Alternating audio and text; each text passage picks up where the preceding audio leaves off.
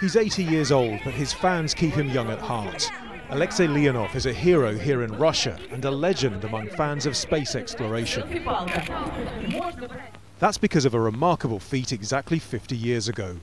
The space race was hotting up between the USA and the Soviet Union.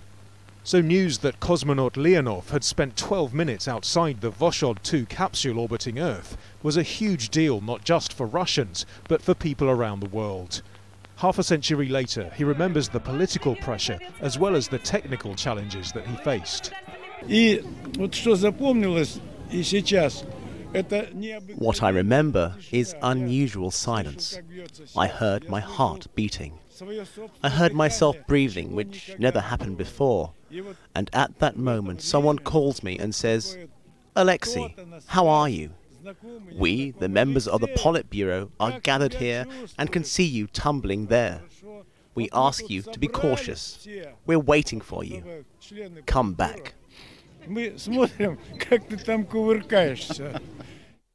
Leonov's spacewalk almost ended in tragedy. His spacesuit inflated and he couldn't get back into the spacecraft. So at great risk, he let out some of the oxygen. It worked, and Moscow was able to boast yet another space first. In October 1957, the Soviet Union launched the first satellite called Sputnik into space. A month later, Sputnik 2 took the first animal into orbit, a dog called Laika. April 1961 saw the first human spaceflight, making cosmonaut Yuri Gagarin a household name around the world. Often it's Yuri Gagarin who gets celebrated as a Soviet Union space pioneer, while the American astronauts who first landed on the moon in 1969 are part of Western popular culture. But experts say Leonov was just as important. If the Soviets had got to the moon, he would have been the first Soviet to walk on the moon. He was trained for doing that.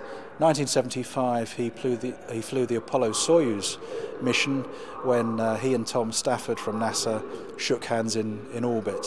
Then he went on to be co-director of the Cosmonaut training facility just outside Moscow.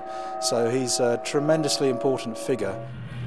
Alexei Leonov has now opened a special memorial called Cosmonaut Alley near Moscow, honouring a generation who paved the way for today's space explorers and tomorrow's.